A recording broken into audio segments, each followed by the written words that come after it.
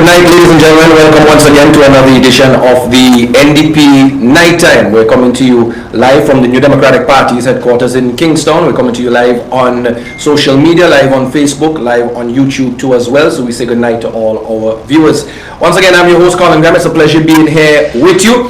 And joining us tonight on NDP Monday Night Live from Central Leeward, the New Democratic Party is a candidate in the upcoming general elections, and of course, Central Leeward was ground zero in the 2015 general elections and the election petitions that came forth to as well, also coming out of North Windward. We have with us tonight from Central Leeward, Brother Benjamin Exeter. Good night and welcome to the program. Good night, Colin. Good night. Happy to be here, brother. Well, Ben, we're going to jump straight into it here tonight because obviously a lot of our viewers, knowing that you will be appearing tonight, would have tuned in because they would have wanted an update as to what has been happening in Central Leeward. Recently, you have been making the news, creating quite a stir on social media with the registration process in Central Leeward. Let's go back there a bit before we could jump into what happened and what transpired today. Take us back to last week and what happened in Central Leeward at the registration process. Okay, Colin. Well, typically after the last election, 2015, and we decided to make sure that we do certain things in Central Leeward to make sure that the elections are free and fair. And one of the things that we decided to do is to make sure we attend all of the registration in Central Leeward, which takes place on Mondays and Wednesdays. This is a normal thing. This is a normal thing, right? So we've been doing this for the last 5 years or so, right? And from time to time, I, would go into the center to look at the process for myself, get a hands-on bird's eye view as to what's been transpiring during the process. So last Monday, Wednesday rather, pardon me. Last Wednesday, I went down to Barrowley, where the registration was taking place. This was where? This was at the Barrowley Government School. Yeah, and so I went inside and greeted everyone as I normally do, sat down, and I was approached by the registration officer, Mr. Pear, and who told me that I am not allowed to be inside of the registration. How did you take that?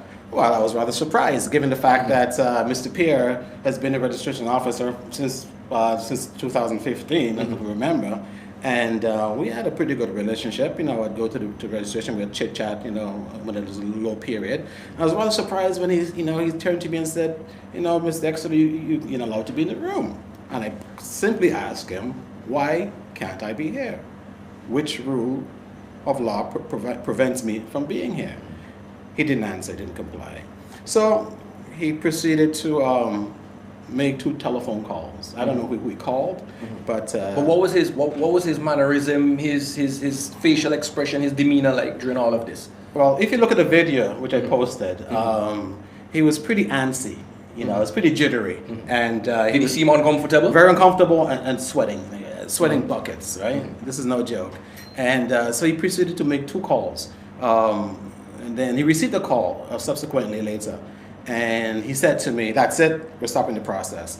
So I turned to him and I said, listen, you can't stop the process. If you do, I'm going to document this for 2 reasons. One, you're breaking the law where people here to register, you cannot disenfranchise them from not registering. Right. And 2, you've been paid to do a job. And just do the job. So you cannot be paid for do a job and not doing the job. So I'll record you after the fact. That's what I told him, and that's what I did. Did he offer any explanation and any grounds, any means as to why he was going to stop the registration? No. In fact, I exited the room for clarification. I called a couple of my lawyers, our lawyers, and I asked for clarification because I didn't want to be impeding or interfering the process in any way. I want to make sure, I was obeying the rule of law. And I was guided by counsel. Listen, you're not breaking any law. You have every right to be there. Anyone has a right to be there. And you would think, if it's free and fair process, an open process, you would welcome anybody to be there. Yeah. Especially what we saw transpiring, and a lot of the questions that arose coming out of the 2015 general elections, of election fraud, maybe tampering and what's not, and the election petitions that was filed by the New Democratic Party. One would think that at least this time around they would want to appear as transparent and as open in the registration process as possible. You are correct. I mean, that is what people are trending on internet saying, in terms of, if you have nothing to hide, then why not have an open and transparent process? But he went one step further and said, nope, I'm shutting it down and I'm out of here. That's when I started recording. Okay. How did persons who were there present for registration, how did they react to all of this? It was mixed. Some people felt as though that I was interfering with the process. But you had a right to be there. I had the right to be there. And some of the people also said, no, Mr. Exeter had a right to be there. And I said, wait a second, it's not only my right, it's also your right. Because if it's a fair and transparent process, why can't anybody go through the exercise, right? But interestingly enough, there's an elderly lady there who came to pick up her ID card, wanting to go to Western Union the next day. Because you probably need IDs, you need 2 pieces of ID to receive remittances, And he closed the office and Mr. Pear, come on, have some sympathy. This woman is here to do this. What are you closing the office for? So how does me being here interfere with you? So let me ask this. If you were to show up at every registration process where he is at, is he going to take the same action every time? Well, that's interesting because I made it clear to him that that is my intention. I plan to attend every single registration right up to election day. And I will do that. What are your concerns this time around, after what you've just recently experienced at the registering process, coming out of the 2015 general elections and all that we saw transpiring in the 2015 general election? What are your biggest concerns right now going forward? What are you seeing? When somebody asks me the question, I always quote an old baseball player. His name is Yogi Berra. Right, back in I think it was 40s or 50s, and Yogi Berra said, "It feels like deja vu all over again." Wow. Right, because I can recall during the 15-day period of registration last year, when I took with me 2 people transferring into Central Leeward. We went to the same location to have them processed to transfer in. The documentation was signed and stamped by the JP. Everything was legit. Went inside and they refused to transfer, right? On the other hand, they had, the other side, an envelope with transfer papers signed and stamped by the JP, and they all were allowed to go in. Wow. And when I saw that process, keep in mind, Colin, I was green, I was new to all this, right? And then subsequently, you know what happened in the petition. Right? So having experienced those 2 things, I'm very adamant. There's no way in hell it's going to happen again, not on my watch in Central Leeward. You feel, like you said, that is deja vu all over again in Central Leeward as we get closer and closer to a general elections. Tell us what has happened today at the registering process. Okay. Well, my intention is to attend all of the registration process in Central Leeward going forward. Today, tomorrow, next week. Today, I was told that to expect some sort of resistance or not allowing me to take place in the process. And where was registration today? Today was in Layu. It was in a government school in Layu. And of course, I called a couple of our lawyers, asked them to meet me there. And again, to make sure, I was doing the correct thing. Right. So you were going prepared again this time? I was going prepared again, but they were more prepared than me. Really? Yeah. How so? The supervisor of elections was there. The supervisor of elections? Was there in person, in living color. Listen, she was there. Not only she was there, she was right in front of the door, the entranceway going in, trying to bar me from coming inside. Was there any confrontation? What was the exchange when you got there and realized that the supervisor of election was there? When I first got there, I didn't recognize her. I saw a lady standing there, or sitting at the table, and I just basically said, "Excuse me," and she said, "Are you here to register?" I said, "No, I'm here to observe," and I proceeded to walk in through the premises. And then she identified herself, and then my two lawyers were there, and of course they said, Ben, hold on, and they asked Ms. James for a couple questions, and I interjected and asked Ms. James, what is preventing me from being in this location today? She said, well, the law doesn't permit it. So I asked her, which law are you referencing that doesn't permit me to be here, or anyone else for that matter, not only me, Right. anyone else, maybe somebody from the other side, or John Public or Jane Public to be in there. And her response was? I'm yet to get a response from her. Basically what she's saying in a nutshell is that initially she was saying there's a privacy issue. And then I asked her, well, isn't the same information that's collected today published in the voters register list, what everybody has? Right. So where's the issue in privacy? But isn't there something that encourages representatives from both political parties to witness the registering process? Yeah, but I think it goes broader than that. I don't think it's limited to, it should not be, I don't think it is limited to just either side. It should be anybody. The process should be transparent for anybody to come and look at this process, regardless of who you are, who you vote for. Or even if you don't vote, once you're a citizen of this country, you should So why is that seeming to be such a problem and such an issue in your case here in Central Leeward? Because chances are it could be similar in other constituencies, but here we are again in Central Leeward, where there was such a heated contest as it relates to the outcome, the official results of this particular constituency, Central Leeward. Colin, as I mentioned, that yes, because I made a determination right after the last election that I'm going to fight for the people of Central Leeward. And part of that battle is to make sure there's free and fair elections.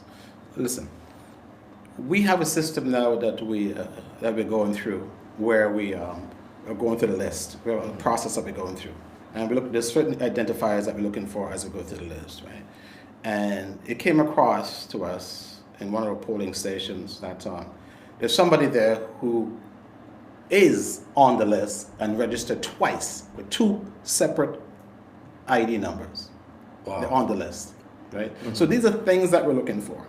I said to Ms. James, listen, if you restrict me from coming inside of this room and you want me to stay outside, everybody else, the process is not that I want to see who vote and who's voting, not because they're here or there. I also need to hear what they're saying, because if a person's sitting there, we don't know what they're saying. We don't know, oh, well, yes, my name is Tom Harry, and I'm from Barley or Glebe. Right. No, and without hearing them, we can't validate that. Right. I mean, how would they know as well where persons are really genuinely from? Well, she says it's somewhat of an honor system, she was saying, where they take people's word for it. Right. Right? But then I could say anything. Anybody can say anything. So in terms of observing, you need to see and hear. Right? And as I mentioned before, the list, the information which is given is published. So I don't understand where the privacy or the secrecy issue comes in. All right. Now, Central Leeward, North Leeward, and North Windward have seen a rise in terms of the registering number of persons coming out to register and what's that. Surprisingly, these are the same constituencies that had some discrepancies in the 2015 general elections, the last general elections. More reasons for you to be concerned as to the trend that you're seeing with the number of persons being registered in these particular constituencies? Yes. Also, given the fact that during the last election, these three constituencies saw the highest voter turnout right across the country. I believe, well, Central Leeward went up from 62 to 76%. North Windward was as high as it was 83%. And North Leeward is also very high. These three constituencies. And I don't think by any circumstances that two of these constituencies end up embroiled in court with the petitions. There's no coincidence. I don't think there is any coincidence there. So some of the trends that we're seeing now with voter registration in these particular constituencies should give us a hint and at the same time we should be concerned and we should be paying more attention to. Yes. What are some of the other similarities that you would have seen from the last general elections and the trend that we are seeing now that you might be concerned about in terms of how things are going? The number of deceased people on the list. That's another concern as well. Because what we're noticing is that there are people who are still registered to vote and they are deceased. Colin, we have a population of 110,000 people, right? But yet we have close to, I think it was 94,000 people registered to vote. Wow. And if you factor in that 50% of the population of St. Vincent is 25 years and under, right? Our voters list should not be no more than 65, 70,000 people. We have to be vigilant this time around. Extra vigilant this time around. You said your phone is your weapon. Yes, it is. Use it. Yes, I do. Listen, we all know what happened in 2015 when we went to the polling station for the, at the final count, when the ballot boxes are being opened, you know, and we saw stuff in there. God, I'm telling you, my memory alone would not serve me in the court of law. So I started to document these events and the ballot boxes and the ballots. And ironically, 5 years later, here we are in Barley, documenting where something should be simple and transparent, not being allowed to take place. All right. I want us to move on. I mean, we could talk all night on what we're seeing leading up to the general elections in terms of voter registration and what's that. But I want to get down now to the nitty-gritty in terms of what have you been doing on the ground in the constituency of Central Leeward. What you've been seeing, where some of the areas that you're going to put your focus and your attention on in terms of tackling for the benefit of persons in Central Leeward. Well, number one is job creation. We are very fortunate in Central Leeward where we have an abundance of natural resources that we can exploit, which we're not taking advantage of. You remember the IMF report, which stipulated that there were about 50% unemployment of youth in our country, right? So one of the natural resources that we can tap into is water. Water costs more per gallon than gasoline. Okay? That goes to show you. Now, I'm not speaking about our current water system, supply system in Central Leeward, not that water system, which is Big Gut. I'm speaking about something totally different, which is Bellwood, right? If I take up the Bellwood tomorrow, as we reach at the top of Bellwood, you hear a rushing, gushing of water oozing out of the mountain, right? You think it's a river. It's a natural spring, untapped, just flowing. Actually, it's close to the property, the cocoa company. I'm not sure if they're using part for irrigation or not, but there's abundance of it, right? And my suggestion of solution is a very simple one. We harvest the water downstream, closer to the general population, right? And then we would operate a bottling facility there, right, to export. There are countries in the Caribbean, for instance, St. Martin, Martinique, right, who have a highly dependency of imported water, even Barbados, right? Our brothers and sisters in the Grenadines, right, in the drought season, there's an issue with water supply in the Grenadines. We can service the Grenadines with that water supply. Motor transportation, we can get creative with that. But the supply is there. Right. So I'm saying there's no need for the Grenadines to go thirsty, right?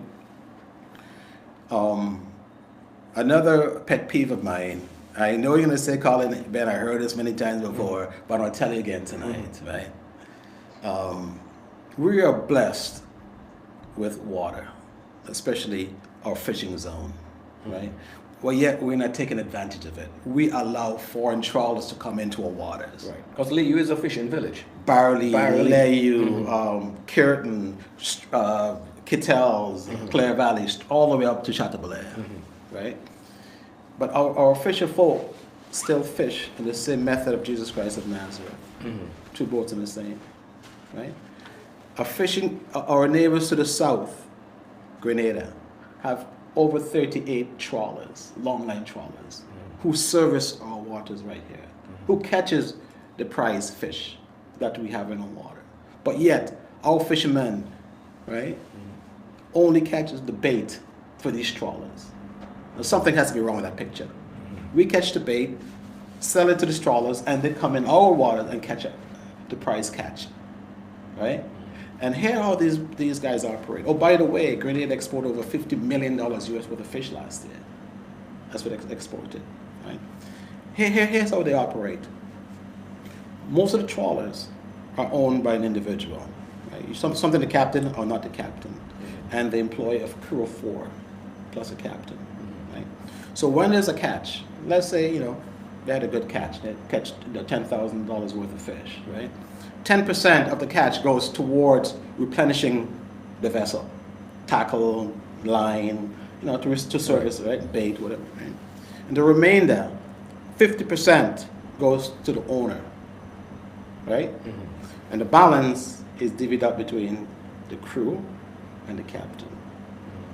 Okay, so if each of these gentlemen take home, say $900 per catch, US, and a small village like Barley, right? Only 4. Could imagine we have 5 and 6 trawlers.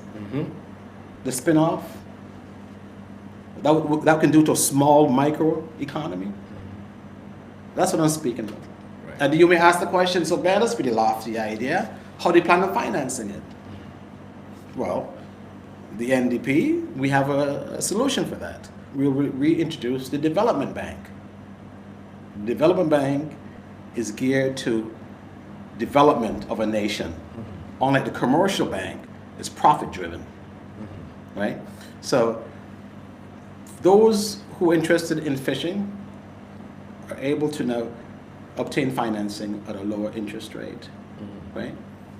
When I speak to the guys in Barley about this, what they said to me, well, that's a very good idea, but I don't think I could take the business for myself.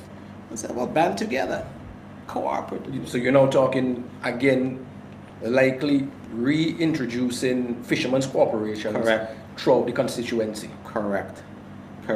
So they come together, they own the vessel, they work the vessel, and we now in the government, in the fisheries department, I think you may have heard Dr. Friday speak about having a fisheries ministry, right? The fisheries ministry then go out and look for the market, and the market is there. So so the fishermen now have some sort of independence and have some bargaining power now, so that they can even get good concessions from government, basically giving them more opportunities to make more. Correct. Than they would normally make as we stand right now. Has this government pretty much ignored the fishing industry to some extent? And if not ignored it, basically handed it over to others? Yes. Well, I can speak to Central Labour on that, especially in Barley. Excuse me. In Barley, there is a fishing complex, right, which was built around 2000. It was built by the NDP. Never used. If you look inside, you see the equipment is still there. You can see the freezers and the scale, everything is still there. But of course, they're corroded over time, right? And but the government of the day received $3.8 million to refurbish and reconstruct the fishing processing plant in Barley. I think it was 2016, 2018, but they've done nothing. They have done nothing with it. The Japanese gave them that money to do so, but they've done nothing with it.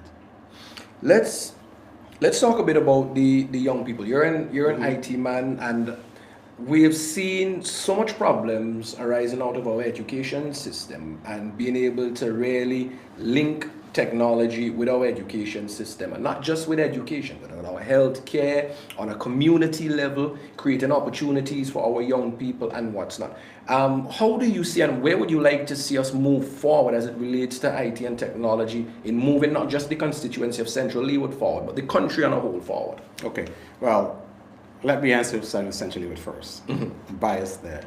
The same technology we can use employ when it comes to fishing, right? Because the technology today, when it comes to fishing, instead of using traditional fish finders, a little scope that you see on the boat, they're using GPSs now. They're using GPS system to track the fish, right? Likewise, they use GPS to track the fish pots. You know, the old days, you put a fish pot down and you have the boy bobbing in the water. Now it's all GPS control, right? For many reasons. One, depth, location, and security. You know, people go and steal it, right? That's one. Now, agriculture, technology. We can use technology in so many ways that we can able to, based on the weather pattern, right? We're able to tell when is a good time to plant. Okay, even though traditionally, you know, we look at the rainy season, dry season, right? But we know which crops to plant, and also technology can show us the yield of each crops. How when, especially what time of the year to plant to produce a better yield. We can employ technology that way, right? Even in the way in which we farm, our style, our scale of farming. Yes. Also, down to our equipment, everything. Correct, because I want to mention that to you. Because unfortunately, we're very hilly. Our terrain is very hilly, right? And the method of farming right now, of tilling the soil, they use a hoe. Right? And that's a pretty physical demanding job, right? The equipment today that works, I think they call it an auger, but work and it pivots as you move along the bank, where you can use to till the soil. You may have seen the ones guys push on the ground. There are new ones now that where it goes along the side of the bank and it tills the soil as you go along. Right? That's a new technology that we can employ to do that. There's also the advancements of greenhouse technology too as well. There's so much that we can do with the technology. Are we really utilizing it as much as we should to take our country forward, or are we still miles behind?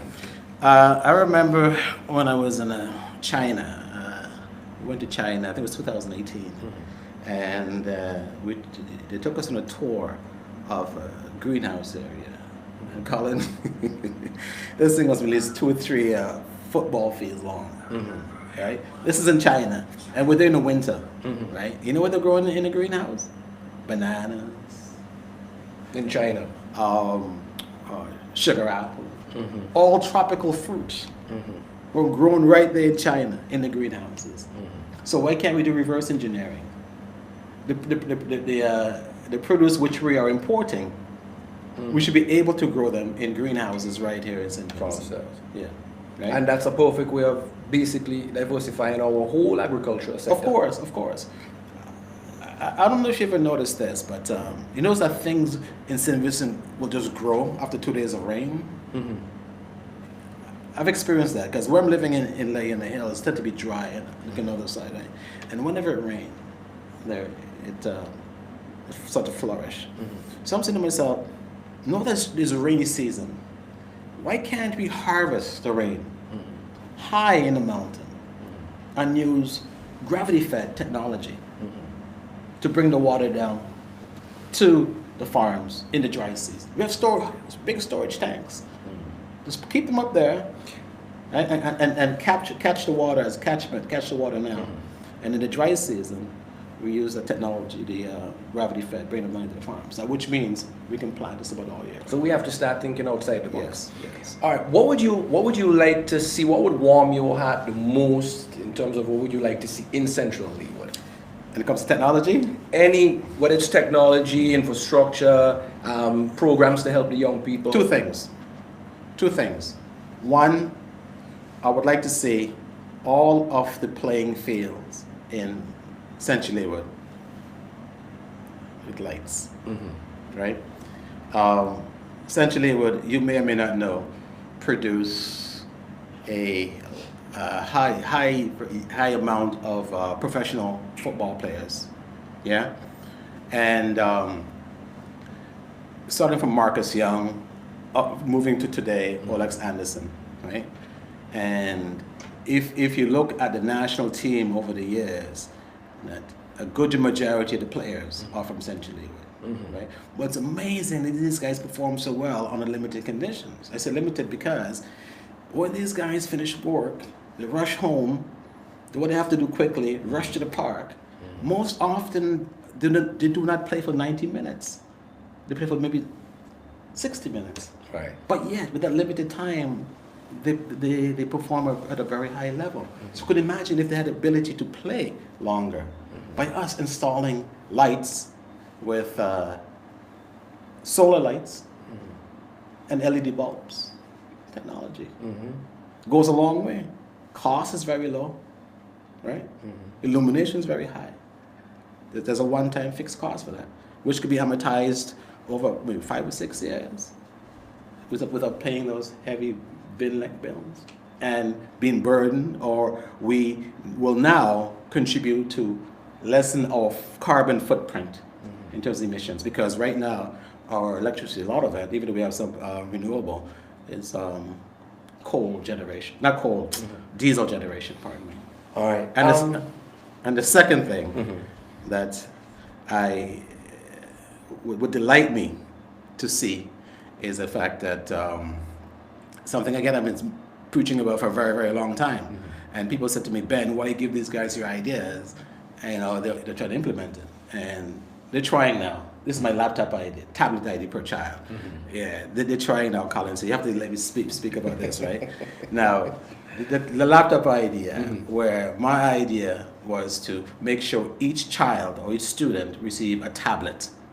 And on the tablet, at the time when the tablet is being manufactured, we will install the apps of the books that they would need for the schools, right? Furthermore, we would make sure, first of all, it does two things. It alleviates the pain of the backpack of the children, right, carrying these heavy books, right? Because you have all the books on the on the tablet. And secondly, it alleviates the cost of the parents and the pocketbook, right? Now, what these guys decide to do is try to take my idea. But you know what they're doing? They're just giving out the tablets willy-nilly. It seems there's no real thought behind the process. Just give a tablet. There isn't. Because what we would have done, not only would install the application on it, we would make sure that wherever the child decides to surf on the net would be restricted easily. The Education Department would have their own domain, .gov, education.gov, where it is. And what you do on a domain server, DNS server, you point all the traffic to that server, who would then allow them to go on certain internet. Right. So the internet would block. So in other words, the URL, the address bar, will be hard-coded. So if they put something where it's supposed to go, right, it would block them, right? So now if they want to go, so say CNN, it'll allow them, but it goes through a server which controls the final destination of the internet. Right. They're not doing that either. But none of these things were thought out. Because if you can recall, I used to see children on the sidewalk in Layu with the Acer and the blue tablets on the light surfing porn. They had no way of restricting that. Right? And there's simple software, if they don't want to go through the exercise of having the domain server to restrict that, but they purchased over 30,000 units. Wow. They should be able to do that. Wow. Yeah. Wow.